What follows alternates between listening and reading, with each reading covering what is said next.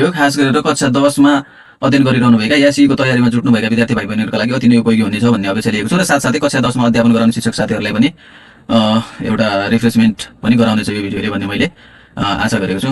हुन्छ, सुरु गरौँ है त। र यहाँहरु देख्न सक्नुहुन्छ मैले चाहिँ अघिल्लो भिडियोमा यी जम्मै विषयवस्तुहरू चाहिँ राखेको थिएँ र त्यसमा यहाँ दुईटा सम्मको चाहिँ मैले त्यसमा गरे चर्चा। यो मुद्रा र विनिमय दर अनि खरिद दर बिक्री दर गरिसकेपछि खरिद दर बिक्री दरहरूको प्रयोग गरेर मुद्राको रूपान्तरण कसरी गर्ने भन्ने सम्बन्धी चाहिँ हामीले छलफल गरेका थियौँ। र अब आजको टपिकमा चाहिँ हाम्रो मुख्य उद्देश्य यो मुद्राको अवमूल्यन भनेको के हो र मुद्राको अधिमूल्यन भनेको के हो र त्यसपछिको विनिमय दरहरू चाहिँ कसरी पत्ता लगाउनुपर्छ भन्ने बारेमा गर्नेछौँ र त्यसपछि चेन रुलको प्रयोग के कसरी गर्ने मुद्राको रूपान्तरणमा भन्ने विषयमा गर्नेछौँ र अनि नाफा र नोक्सानको प्रसङ्ग पनि अलिकति जोड्ने प्रयास गर्नेछु है त। सर्वप्रथम हामी कुरा गरौँ मुद्राको अवमूल्यन भनेको के हो है। मुद्राको अवमूल्यनलाई छोटकरीमा मूल्यमा आएको गिरावट अथवा मूल्य घट्ने, ल सामान्य शब्दमा हामीले भन्नु पर्दाखेरि मूल्य घट्नु हो। अवमूल्यन भनेको मूल्य घट्नु हो र अधिमूल्यन भनेको चाहिँ मूल्य बढ्नु हो। अधिमूल्यन भनेको चाहिँ मूल्य बढ्नु। अब के को भन्दाखेरि यहाँ चाहिँ हाम्रो मुद्राको भएको हुनाले हामीले ध्यान दिनुपर्ने कुरा कुन देशको मुद्राको मूल्यमा यो क्रियाकलाप भएको छ अथवा यो अवमूल्यन र अधिमूल्यन हुने काम चाहिँ कुन देशको मुद्रामा भयो भनेर चाहिँ सर्वप्रथम हामीले त्यो बुझ्नु जरुरी छ है। र अवमूल्यन अथवा अधिमूल्यन भइसकेपछिको विनिमय दर चाहिँ के हुन्छ भन्ने अथवा विनिमय दर कसरी निकाल्नुपर्छ भन्ने बारेमा हामीले आजको भिडियोमा सिक्नुपर्छ है त। ल अब जस्तो कि नेपाली मुद्राको हो या विदेशी मुद्राको अवमूल्यन, यसलाई एउटा सानो फर्मुलाको रूपमा पनि तपाईले हेर्न सक्नुहुन्छ है त। जस्तै मूल्यन हुनु भनेको मूल्य घट्नु हो र अधिमूल्यन हुनु भनेको मूल्य बढ्नु हो है। अब कुन मुद्राको भयो त्यो भन्ने कुरा हामीले बुझ्नु जरुरी छ। एउटा उदाहरण लियो है त यहाँनिर। यो 2026 जुन 11 को विनिमय दर अनुसार नेपाल राष्ट्र बैंकले तोकेको US डलर 1 बराबर नेहरू 152 रुपैयाँ 13 पैसा खरिद दर र नेहरू 152 रुपैयाँ 73 पैसा बिक्री दर छ। अब कुनै दिन नेपाली मुद्रामा मानौ 5% ले अवमूल्यन भयो है। नेपाली मुद्रामा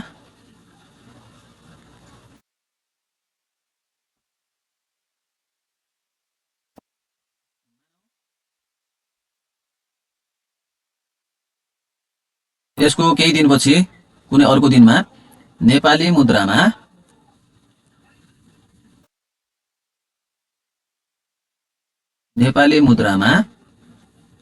5%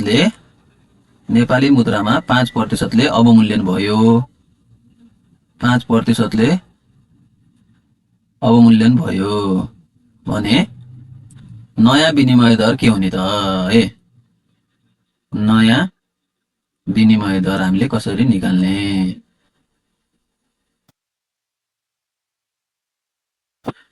अब यहीँनिर हामीले बुझ्नुपर्ने कुरा है। धेरैजसो विद्यार्थीहरू झुक्किने पनि यसैमा हो, अवमूल्यन भएपछि के गर्ने र अधिमूल्यन भएपछि विनिमय दर कसरी निकाल्ने भने। यहाँनिर स्पष्ट भनेको छ कि नेपाली मुद्रामा 5% ले अवमूल्यन भयो अथवा नेपाली मुद्राको मूल्यमा 5% ले गिरावट आयो। नेपाली मुद्राको मूल्यमा गिरावट आउनु भनेको त अमेरिकी मुद्राको मूल्यमा वृद्धि हुनु हो हैन। अमेरिकी मुद्राको मूल्य के भएको केस हो, यो बढेको केस हो। ठिक्क त्यसरी बुझ्ने हामीले। नेपाली मुद्रामा भनेको कुन मुद्रामा पहिला त्यो क्लियर हुने। अवमूल्यन त भयो तर कुन मुद्रामा भयो भनेर हामीले बुझ्नुपर्छ है। मैले अहिले नेपाली मुद्रामा भएको केस लेख्छु। नेपाली मुद्रामा 5% ले अवमूल्यन भयो, यसको मतलब अमेरिकी मुद्राको चाहिँ मूल्य बढेको अवस्था हो। त्यसो भएको हुनाले अब नयाँ विनिमय दर हामीले निकाल्दाखेरि US डलर 1 खरिद गर्नको लागि हामीलाई चाहिँ यति रुपैयाँ आवश्यक पर्थ्यो भने अब यो भन्दा हामीलाई के चाहिने भयो त, बढी या कम सोच्नु पर्यो अब त्यहाँनिर हैन। नेपालीको मुद्राको मूल्य घट्यो, यसको मतलब यसको मूल्य बढ्यो भनेपछि अब यसलाई किन्नको लागि त यसमा बढाएर किन्नु पर्यो अथवा यसको 5% हुने रकम थप्दाखेरि जति हुन्छ त्यति अनुसार चाहिँ किन्नुपर्ने हुन्छ है भन्दाखेरि। अब यहाँनिर हामीले नयाँ खरिद दर कसरी निकाल्ने त भन्दाखेरि US डलर 1 बराबर नेहरू 152.13 प्लस यो 152.13 को 5% गर्दाखेरि हुन आउने रकमले चाहिँ त्योमा थपेर किन्ने। अब यसको हिसाब त तपाईहरु पनि गर्न सक्नुहुन्छ है। 152.13 प्लस 152.13 इन्टु 5/100 गर्दाखेरि अब ल यो हिसाब गर्ने जिम्मा तपाईँको। यसलाई चाहिँ हिसाब गरेर निकाल्नुहोस्। यति रकम भएपछि हामी अमेरिकी डलर 1 खरिद गर्न सक्नेछौँ। र अब यदि खरिद दरमा यसरी हामीले चेन्ज निकाल्न सक्छौँ भने बिक्री दर अनुसारको विनिमय दर पनि यही तरिकाबाट हामीले निकाल्नुपर्छ है त। ल भने अब यहाँनिर हामीले के पनि बुझ्नु पर्यो भने नेपाली मुद्रामा 5%ले अवमूल्यन भयो भन्नु र यदि त्यसो नबनिकन अमेरिकी मुद्रामा अथवा अमेरिकी डलरको 5%ले हैन नेपाली मुद्राको तुलनामा अमेरिकी डलरको 5%ले अधिमूल्यन भयो भनेको भए पनि हामीले यही काम गर्नुपर्छ। ठीक छ। नेपाली मुद्रामा 5%ले अवमूल्यन भइसकेपछिको नयाँ विनिमय दर निकाल्नु र नयाँ विनिमय दर यसरी निकाल्नुपर्छ भने त्यसैमा यदि हामीलाई अमेरिकी डलरको 5%ले अधिमूल्यन भयो भनेको भए भने हामीले यही काम गर्नुपर्ने थियो है। एउटा मुद्राको मूल्य बढ्नु भनेको अर्को मुद्राको मूल्य के हो त घट्नु हो। अब यहाँनिर नेपाली मुद्रामा 5%ले अवमूल्यन भयो अथवा नेपाली मुद्रामा 5%ले गिरावट आयो, कमी आयो, त्यसको मतलब अमेरिकी मुद्रामा चाहिँ 5%ले वृद्धि आयो भन्ने हो भनेर हामीले बुझ्नुपर्छ। र यसरी अवमूल्यन पछिको विनिमय दर चाहिँ हामीले के गर्नुपर्छ त पुरानो विनिमय दरमा जति प्रतिशतले अवमूल्यन भएको छ त्यति प्रतिशतले हुन आउने रकम जोड्नुपर्छ। र ठिक्क अब यदि यहाँनिर नेपाली मुद्रामा 5%ले अवमूल्यन नभनेर अधिमूल्यन भयो भनेको भए है, अवमूल्यनको सट्टामा यहाँनिर अधिमूल्यन भएको भए के गर्थ्यौँ भन्ने कुरा पनि हामीले बुझ्नुपर्छ। प्रतिशतले हुन आउने रकम घटाएर निकाल्ने, के अरे अवमूल्यन भएको छ भने प्लस गरेर जोडेर निकाल्ने। यदि नेपाली मुद्राको अधिमूल्यन भएको छ भने जति प्रतिशतले अधिमूल्यन भएको छ त्यति प्रतिशतले हुन आउने रकम चाहिँ त्यहाँबाट के गर्ने घटाउने। हामीले एउटा मुद्रालाई मात्र ध्यानमा राखेर हुँदैन, दुईटै मुद्राहरूलाई हामीले ध्यान दिनुपर्छ है। कुन मुद्रासँग चाहिँ तुलना गरिएको छ त्यसको हिसाबमा हामीले अवमूल्यन र अधिमूल्यन पछिको विनिमय दर पत्ता लगाउनुपर्छ। प्रश्न नम्बर 8 मा चाहिँ हेरौँ है। यसले के भन्न खोजेको छ, एकजना व्यापारीले अमेरिकन डलर 1 बराबर नेपाली रु 124 को दरमा नेपाली मुद्रा रु 12,40,000 को अमेरिकन डलर साटेछन्।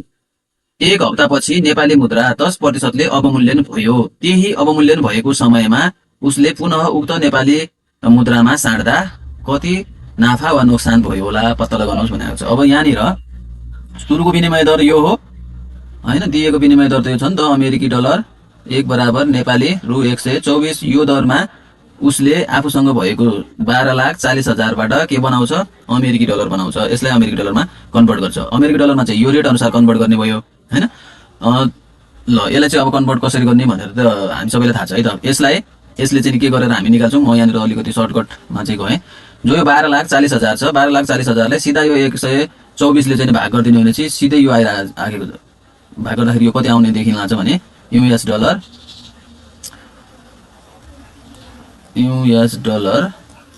124 एकम 124 1 अनि 3 टा 0 1 4 वटा 2 3 4 मतलब 10,000 रुपैयाँ, सरी 10,000 डलर त्यसले के गर्यो साट्यो है। कतिबाट भन्दाखेरि 12,40,000 लाई अमेरिकी मुद्रामा कन्भर्ट गर्दाखेरि यो रेट अनुसार हैन, अमेरिकी डलर 1 बराबर 124 नेपाली रुपैयाँ 124 को दरमा उसले साट्दाखेरि 10,000 डलर चाहिँ उसले प्राप्त गर्यो अथवा बैंकले त्यसलाई 10,000 डलर चाहिँ दियो भनेर हामीले बुझ्नु पर्यो। अब भनेको प्रश्न के छ यहाँ भन्दाखेरि नेपाली मुद्रामा भएको छ भनेको छ अवमूल्यन कति प्रतिशतले 10%ले, नेपाली मुद्रामा 10%ले अवमूल्यन भयो भनेको छ। त्यसपछि अब हामीले यहाँनिर के गर्नु पर्यो अवमूल्यन पछिको विनिमय दर निकाल्नु पर्यो हैन। अवमूल्यन पछिको विनिमय दर भने नेपाली मुद्रामा 10% अवमूल्यन अथवा नेपाली मुद्राको मूल्य 10%ले घट्यो। नेपाली मुद्राको 10%ले मूल्य घट्नु भनेको त अब त्यो US डलर खरिद गर्नको लागि हामीलाई 124 रुपैयाँले चाहिँ पुग्दैन, 124 रुपैयाँ भन्दा के चाहिन्छ बढी चाहिन्छ। त्यसैले हामीले नयाँ विनिमय दर चाहिँ निकाल्दाखेरि के गरेर निकाल्नु पर्यो त भन्दाखेरि प्लस गरेर, जुन चाहिँ मैले अघिल्लो चाहिँ माथिल्लो स्टेपमा चाहिँ भनिसकेको छु हैन। त्यो अनुसार चाहिँ हामी के गर्नेछौँ त यसको नयाँ विनिमय दर निकाल्नेछौँ। नयाँ विनिमय दर निकाल्दाखेरि हामी के गर्ने हो त US डलर 1 बराबर नेरु 124 प्लस 124 को 10%, 124 को 10%। अब यो हिसाब गर्नुपर्छ तपाईँले है। ल यो हिसाब गर्दाखेरि 124 को 10% गर्दाखेरि अब जति हुन आउँछ है, अब त्यो त गर्न सकिन्छ नि हैन, 12.4 आउँछ। 12.4 मा जोड्दाखेरि यो हुने भयो 136.4। नयाँ विनिमय दर हुने भयो हाम्रो कति 136 कति 40 हुन्छ 24/12 36 136.4। र अवमूल्यन भइसकेपछि एक हप्तापछि अवमूल्यन भइसकेपछि उसले यो डलरबाट चाहिँ के यो डलरलाई के गर्छ त नेपाली मुद्रामा रूपान्तर गर्छ। र हामीलाई थाहा छ विदेशी मुद्रालाई नेपाली मुद्रामा रूपान्तर गर्दाखेरि विनिमय दरले के गरिन्छ त गुणन गरिन्छ। र सिधा हिसाबमा चाहिँ यो हेर्दाखेरि कति आउँदैछ त जुन 10,000 उसले बनाएको थियो 12,40,000बाट चाहिँ 10,000 प्राप्त गरेको थियो। र त्यसपछि चाहिँ त्यसले एक हप्तापछि 10 नेपाली मुद्रामा 10%ले अवमूल्यन भइसकेपछि नयाँ विनिमय दर यो हुन गयो 136.40। र त्यो अमेरिकी डलर 10,000को फेरि नेपाली मुद्रामा साट्दाखेरि अब यसलाई चाहिँ गुणा गर्नु पर्यो यो दुईटालाई हैन 136.40 र यो 10,000 गुणा गर्दाखेरि यो आउला 13,64,000 भने फाइनल्ली अब हामीले उसलाई चाहिँ नाफा या नोक्सान के भयो भनेर सिधा भन्न सकियो नि त। सुरुमा त्यो उसँग 12,40,000 यो दर अनुसार चाहिँ बनाउँदाखेरि अमेरिकी डलर 10,000 प्राप्त गर्यो। र नेपाली मुद्रामा 10%ले अवमूल्यन भइसकेपछि यो नयाँ विनिमय दर अनुसार जुन डलर थियो त्यस डलरबाट फेरि नेपाली मुद्रा बनाउँदाखेरि 13,64,000 प्राप्त हुन्छ। र यो कारोबारमा हैन यो कन्टेस्टमा उसलाई चाहिँ के भएको देखिन्छ त भन्दाखेरि नाफा भएको देखिन्छ है 13,64,000बाट। अनि यो 12,40,000 गर्दा आउँदाखेरि कति 1,24,000 रुपैयाँ 1,24,000 रुपैयाँ चाहिँ उसलाई नाफा भएको देखिन्छ। रुलको कुरा गर्दैछौँ है। चेन नाम छ चेन बनाउने। चेन कसरी बनाउने भन्दाखेरि दुईटा भेरिएबलको चेन यसरी भन्छ हैन। मानौ एउटा x वाला x को रिलेसन y सँग छ भने अब यता क्रसमा हामीलाई चाहियो y फेरि फाइनल गर्नु पर्यो हामीले कोबाट x बाट। दुईटा भेरिएबलमा चाहिँ यति भन्छ है चेन x को रिलेसन y सँग y को रिलेसन x सँग। अथवा अमेरिकी मुद्राको रिलेसन रुपैयाँसँग छ भने अब यहाँ रुपैयाँको फेरि अमेरिकी मुद्रासँग दुईटा मात्रै भेरिएबलका लागि हामीले चाहिँ यो सानो चेन लेख्नुपर्छ। र पछि हिसाब गर्दाखेरि हामीले लेफ्ट साइडमा भएको कुराहरू लेफ्ट साइडमा र राइट साइडमा गुणा गरिदिन्छ। यता x र y मल्टिप्लाई गर्छौँ हामी यतातिर y र x। प्रश्न अनुसार त्यहाँनिर चाहिँ भेरिएबलहरू चाहिँ के अरे क्वान्टिटीहरू कन्स्ट्यान्टहरू पैसा के कति छ भनेर आउनेछ। यो दुईटाको चेन भयो हैन। अब तीनटा भेरिएबलको चेन भएपछि हामीले कसरी बनाउने है। तीनटा भेरिएबल जस्तै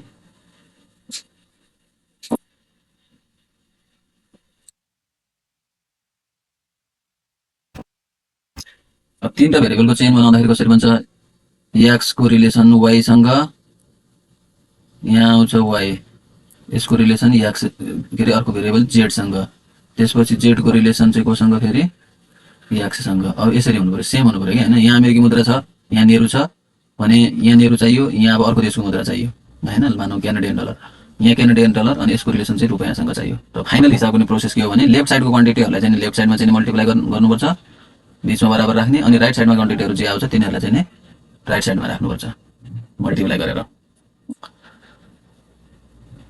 ल यो प्रश्न अनुसारको हेरौँ न हामी।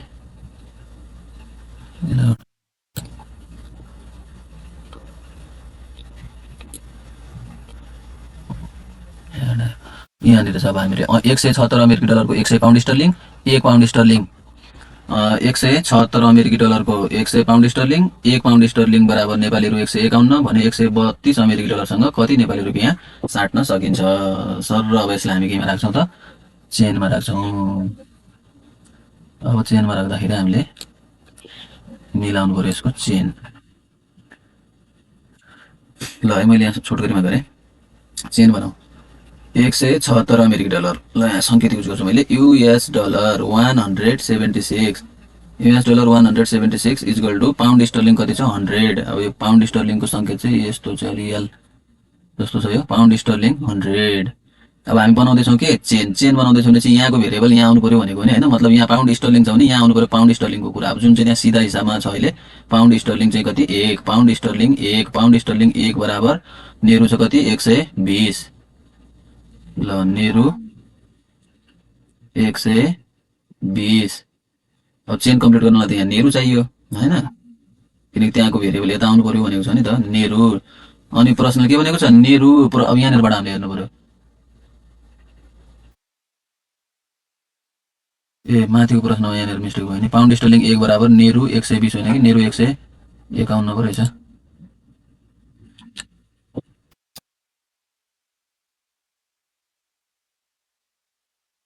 नेहरू 151।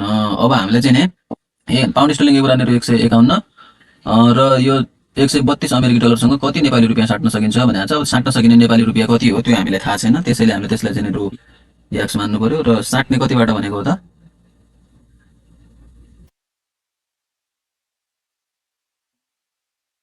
रु एक्स अमेरिकी डलर 132 हो। रु एक्स बराबर US डलर 132। ल यो हामीले के गर्यौं भन्दाखेरि चेन बनायौं।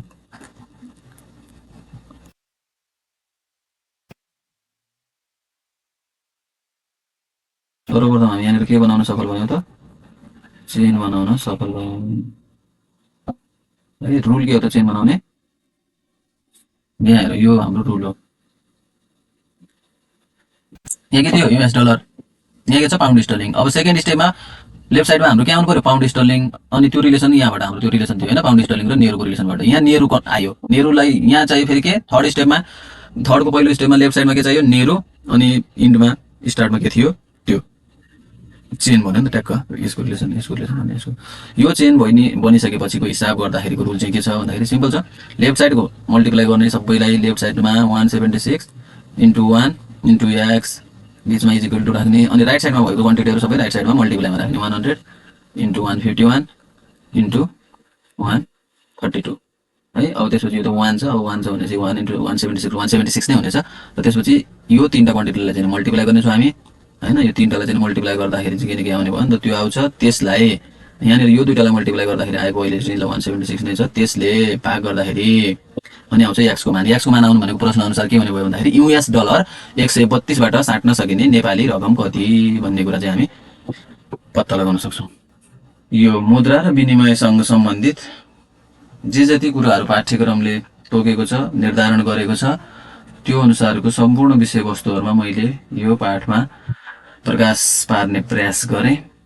यहाँहरुले चाहिँ हेर्नुभयो होला, केही न केही कुरो चाहिँ जानकारी हासिल गर्नुभयो होला भन्दै यदि भिडियो मन परेको रहेछ, यदि भिडियो मन पर्यो यहाँहरुलाई भने लाइक कमेन्ट शेयर र सब्स्क्राइब पनि गर्न नभुल्नु होला। र यस्तै अन्य एजुकेसनल भिडियोहरु चाहिँ म यहाँहरुमाझ ल्याउँदै रहनेछु। नमस्कार।